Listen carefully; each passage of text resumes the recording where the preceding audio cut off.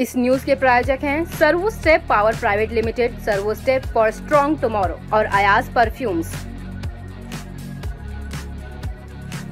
अंजुमन तरक्की उर्दू, हिंदी और साहिबान फाउंडेशन के साझा तत्वाधान में वरिष्ठ पत्रकार व शायर मरहूम अतीक मुजफ्फरपुरी की 9वीं पुण्यतिथि के मौके पर उनके बड़े बेटे जावेद रहमानी द्वारा लिखित पुस्तक अतीक मुजफ्फरी हयातो खिदमत का विमोचन कार्यक्रम DDU मार्ग स्थित उर्दू घर के सभागार में किया गया, जहां एक सेमिनार भी आयोजित हुआ। प्रोफेसर अख्तरुल वासी की अध्यक्षता में आयोजित इस कार्यक्रम में उर्दू अकेडमी दिल्ली सरकार के चेयरमैन शहपर रसूल मुख्य अतिथि के रूप में मौजूद रहे। इसके अलावा सीनियर जर्नलिस्ट जयशंकर गुप्ता, पूर्व सांसद मीम अफजल, डॉक्टर ख्वाजा इश्तिखार अहमद, पूर्व सांसद शाहिद सिद्दीकी, अंजुमन तरक्की उर्दू के महासचिव डॉक्टर अतर फारूकी, दरगाह हजरत निजामुद्दीन औलिया के chief in charge Syed Kashif Ali Nizami, सर्वकॉन system limited के चेयरमैन हाजी Kamruddin Siddiqui, India Islamic culture centre के पूर्व चेयरमैन एवं बोर्ड ऑफ ट्रस्टी के सदस्य सिराजुद्दीन कुरैशी, प्रोफेसर ख्वाजा इकरामुद्दीन, मशहूर शायर माजिद देवबंदी आदि गणमान्य व्यक्ति मुख्य रूप से उपस्थित रहे। इस मौके पर बड़ी संख्या में पत्रकार, साहित्यकार, राजनीतिक व सामाजिक क्षेत्र के दिग्गज व जिम्मेदार लोग भी मौजूद रहे। मंच का संचालन मशहूर शायर व टीवी एंकर मोइन शादाब ने किया।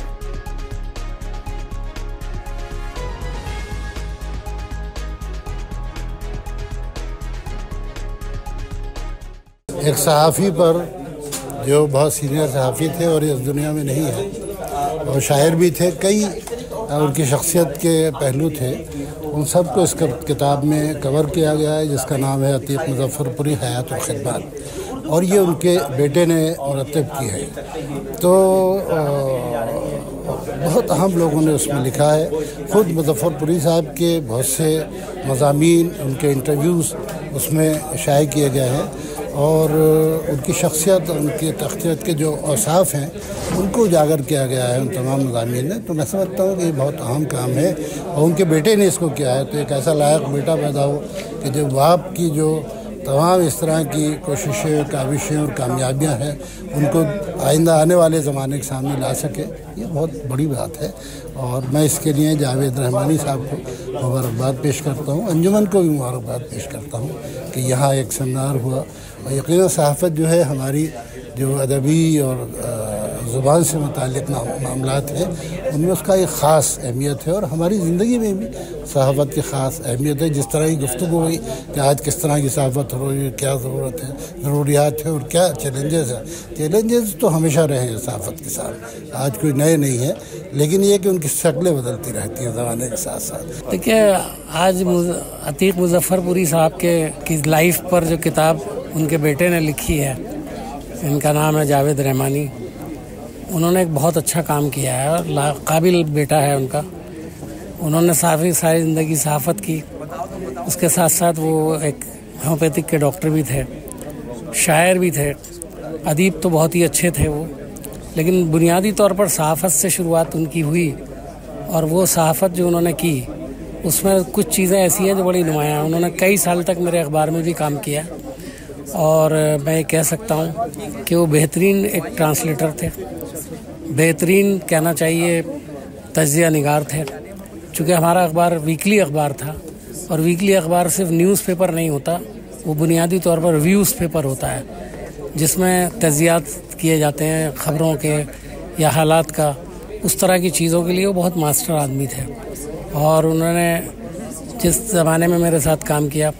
उनमें एक खूबी थी, वो बहुत ही शरीफ नफ्स में मिजाज के आदमी थे। शिकायत कभी नहीं करते थे, और शिकायत करते भी थे तो उनकी शिकायत इस अंदाज से होती थी कि आदमी ये सोचता था कि इसको मैं शिकायत समझूं, उसको दरख्वास्त समझूं, या अपने आप को सही करने का एक रास्ता समझूं। तो बहुत काबिल आदमी थे, और ज़ाहिर है ऐसे बहुत से काबिल लोग हिंदुस्तान में सहाफ़त करते रहे, उर्दू के हवाले से मैं बात कर रहा हूँ, लेकिन उनके पीछे किसी ने उनकी ख़बर नहीं ली। मैं एक साहब को कम से कम नाम ले सकता हूँ, सलामत अली मेहदी। मैंने उनके अंडर में भी काम किया। सलामत अली मेहदी एक बहुत ही ज़बरदस्त जर्नलिस्ट थे, अदीब थे, और वो बहुत उम्दा लिखा करते थे और बहुत उम्दा तज़िया किया करते थे। लेकिन ज़ाहिर है कि उनके इंतकाल के बाद किसी ने उनकी ख़बर नहीं ली, और आज सलामत अली मेहदी को बहुत ही पुरानी नस्ल के लोग जानते हैं,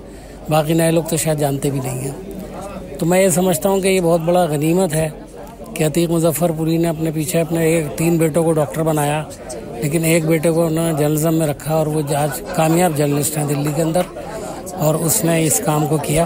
میں ان کو مبارکباد پیش کرتا ہوں. انہوں نے اپنے رسالے اپنا اخبار کو شروع کیا جو آج اچھا چل رہا ہے، لیکن ان کی کاوش محنت ہے. انہوں نے اپنے والد صاحب کے اوپر جو کتاب لکھی ہے میں سمجھتا ہوں کافی پاپولر ہے، اور آج اتنی تعداد کے اندر یہاں پہ صحافی تشریف فرما ہے. میں سمجھتا ہوں کہ انہوں نے بھی اپنی صحافت میں ایک اچھا رول پلے کیا ہے، اور صاحب جتنے بھی صحافی ہیں صاحب وہ بھی اس کو اپریشیٹ کریں گے کہ انہوں نے جو کاوشیں کی ہیں، اور میں سمجھتا ہوں ان سے کچھ سبق بھی سیکھنا چاہیے آج کل کے زمانے میں. سر آج کل جو اردو کے لیے ہر آدمی کہتا ہے اردو بیچاری ہو گئی ہے، لیکن اردو کے لیے کرتا ہوں کچھ نہیں، کہتے اسٹیج پہ کھڑو گے. میں تو یہ بات ابھی کہی، اس کے لیے کوئی اردو کا کورس ہو، جیسے آپ کا اسلامک سینٹر ہے، اردو گھر ہے، تو اردو تو جب ہی زندہ ہوگی جب آپ لوگ زندہ کریں گے. انڈیا اسلامک کلچر سینٹر میں دیکھیں اردو کی کلاسیں لگاتار چلتی رہتی ہیں، آج بھی چل رہی ہیں. تو اس طرح کے جو ادارے ہیں ان کے اندر اگر، لیکن مشکل یہ ہے کہ وسائل نہیں ہیں اور اس طرح کے جو ہے چیزیں موجود نہیں ہیں، اس لیے لوگ جو ہیں ڈسہارٹن ہو جاتے ہیں. لیکن وسائل پیدا کیے جائیں، ان کی ترکیب نکالی جائے، ترتیب نکالی جائے. ہم جیسے کرتے ہیں، ہمارے لیے بڑا آسان ہے اردو کی کلاسیں لگا دینا وہاں پہ، کیونکہ وہاں آسانی سے لوگ آ جاتے ہیں، کتاب اردو پڑھ لیتے ہیں. بلکہ خاص طور پر یہ ہے کہ جو آج کل بچے ماڈرن اسکول کے اندر پڑھ رہے ہیں ان کے لیے اردو کی تعلیم بہت ضروری ہے. اس کے لیے جو ہے استاد کو ٹریننگ لیں اور ٹریننگ دیں، اور وہ ٹریننگ جو ہے ان بچوں کو دی جائے تاکہ اردو کی تعلیم حاصل کریں، کہ اردو سے ہی آدمی جو ہے بچہ قرآن شریف سیکھے گا. اگر اردو نہیں پڑھے گا قرآن شریف سیکھنا بھی اس کے لیے بہت مشکل ہوتا ہے. تو اس لیے جو آپ نے سوال کیا میں سمجھتا ہوں اس کو ہمیں اس کی ہمت افزائی کرنی چاہیے، ان کلاسوں کا اہتمام کرنا چاہیے. نہیں ماشاءاللہ بہت ہی اجرا اچھا ہوا ہے، اور عتیق مجفری صاحب کو ہم نے بھی سنا، بہت بڑی شخصیت ہے جس حساب سے سبھی لوگ بیان کر رہے ہیں، اور وہ بہت بڑے صحافی تھے، جس کے لیے اللہ تعالیٰ ان کو جنت میں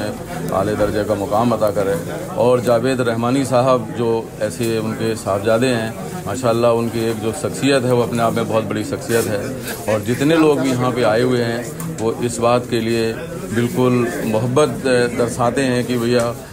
جاوید صاحب کی کتنا پیار ہے لوگوں میں. آج سبھی لوگ آئے، اس کے لیے ریئلی مطلب بہت اچھا محسوس ہوا، اور اس طرح سے پروگرام ہوتے رہنے چاہیے. اور ہر بیٹے کو اپنے